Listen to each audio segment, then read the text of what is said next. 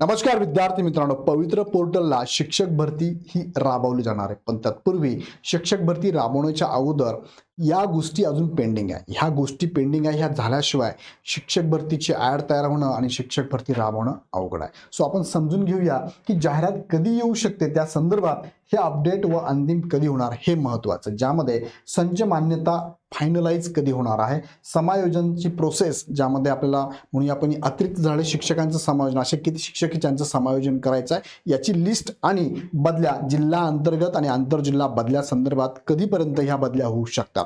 त्याच्यानंतर मग त्या संस्थेला त्या स्थानिक स्वराज्य संस्थांना माहिती काढता येईल, माहिती घेता येईल, किती जागा रिक्त आहे, किती बिंदू नामवली पद्धतीने रोस्टर अपडेट करायचा आहे. सो थोडक्यात हे सगळं झाल्याशिवाय होणार नाही. मात्र मग हे कधी होणार आहे या संदर्भातली महत्त्वाची न्यूज आपल्याकडे आलेली, ती माहिती आपण घेऊया. पण तत्पूर्वी टीईटीच्या लाईव्ह प्लस रेकॉर्डेड नवीन बॅच आपण चालू करत आहोत 20 फेब्रुवारी पासून.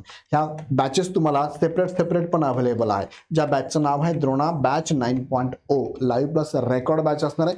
जून जुलैला टीईटीची एक्झाम येऊ घातलेली आहे. सो त्यासाठी तुम्ही तयारी करत असाल तर लगेच ही बॅच जॉईन करा. प्लस तुम्हाला फक्त रेकॉर्डेड बॅच हवी असेल तर तुम्हाला दोन्ही पेपर म्हणून रेकॉर्ड बॅच सुद्धा आपल्याकडे अवेलेबल आहे. तुम्ही जुने विद्यार्थी असाल तर तुम्ही कुपन कोड वापरू शकता टीईटी 50 नावाचा. दोन्ही ठिकाणी तुम्हाला 50% ऑफ मिळणार आहे. बॅचेस घेण्यासाठी खाली डिस्क्रिप्शनमध्ये ॲप आणि बॅचची लिंक दिली, हवी ती बॅच लगेच तुम्ही परचेस करू शकता. जाऊया मुख्य मुद्द्याकडे. बघा, 30 जानेवारी 2026ला एक GR आला होता आणि त्यात सांगितलं होतं की पवित्र पोर्टलद्वारे शिक्षक पदभरतीच्या ऑनलाईन कामकाजास प्रशासकीय मान्यता देण्याबाबत. म्हणजे शिक्षक भरतीची प्रोसेस राबवण्यासाठीची प्रोसेस चालूच आहे.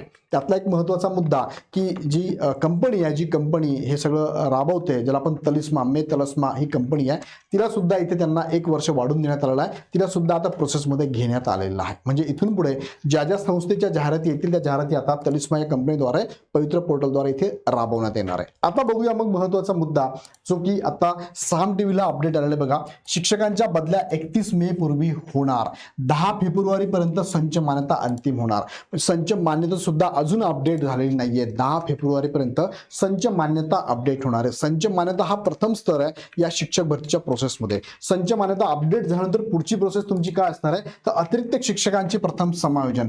संच मान्यता अपडेट झाल्यानंतरच कळणार आहे की किती विद्यार्थी हे किती शिक्षक हे अतिरिक्त झालेले आहे. मग अतिरिक्त शिक्षकांचं समायोजन करावं लागतं. अतिरिक्त शिक्षकांचं समायोजन करण्याच्या 2 प्रोसेस आहे. एक आहे जिल्हा अंतर्गत आणि एक आहे आंतरजिल्हा. पहिले जिल्हा अंतर्गत बदली होणार आणि नंतर आंतरजिल्हा बदली होणार आहे. ती कधीपर्यंत होणार आहे ते पण त्यांनी सांगितलं आहे. आंतरजिल्हा बदल्यांनाही लवकरच सुरुवात होणार आहे. म्हणजे या सगळ्या प्रोसेसला बघा, शिक्षकांच्या बदल्या 31 मे पूर्वी होणार हे सांगण्यात आलेलं आहे. म्हणजे 31 मे पर्यंत ही प्रोसेस चालूच राहणार आहे. त्याच्यानंतर या प्रत्येक संस्थेला अपडेट घ्यावा लागेल आपल्याकडे किती रिक्त जागा आहे. त्या रिक्त जागा असतील ना, त्या रिक्त जागेच्या अगेन्स्ट त्यांना बिंदू नामावली सुद्धा अपडेट करावे लागणार आहे. म्हणजे त्या रोस्टरमध्ये अपडेट केल्यानंतर तुम्हाला कळेल की कोणत्या कॅटेगरीच्या किती जागा रिक्त आहे आणि त्यानुसार मग जाहिरात तुम्हाला देता येणार आहे. आता काही जाहिराती आता पाहायला मिळतात सोशल मीडियाला आपल्याला, जसं की अमरावती विभागाची जाहिरात म्हणजे रिक्त जागा किती आहे या आरटीच्या अंतर्गत पाहायला मिळते. पण ही फायनल आपल्याला कधी कळेल, ह्या प्रोसेस कंप्लीट झाल्यानंतर. आता याबद्दल थोडी साशंकता आहे. 31 मे पर्यंत ही जर प्रोसेस चालू राहिली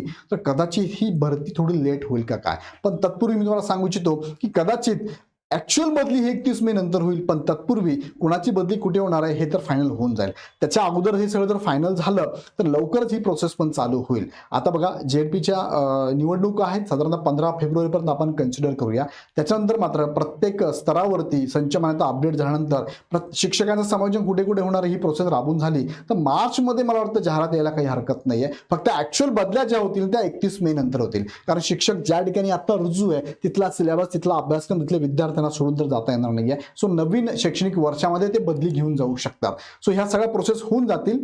पण शिक्षक बदली मात्र 31 मे नंतर होईल आणि ती बदली होणार आहे हे कन्सिडर करून त्या ठिकाणी संस्था हे अपडेट माहिती घेऊ शकतात रिक्त जागांची आणि बिंदू नामावली अपडेट करून जाहिरात येऊ शकते. आता बघूया नेमकं काय होते पुढे. पण हे अपडेट झाल्याशिवाय, हे मी तुम्हाला दाखवलं आता, हे सगळं अपडेट झाल्याशिवाय पुढे रिक्त जागा बिंदू नामावली पद्धतीने ऍड येणं अवघड आहे. सो बघूया काय होतं पुढे. याबद्दल तुमचं मत काय मला कमेंटमध्ये नक्की कळवा. या संदर्भात इग्नाइट अकॅडमीच्या प्लॅटफॉर्मवरती बॅचेस पण अवेलेबल आहे. तुमच्या मित्रांना नक्की शेअर करा. 20 फेब्रुवारीला नवीन बॅच आपली चालू होते.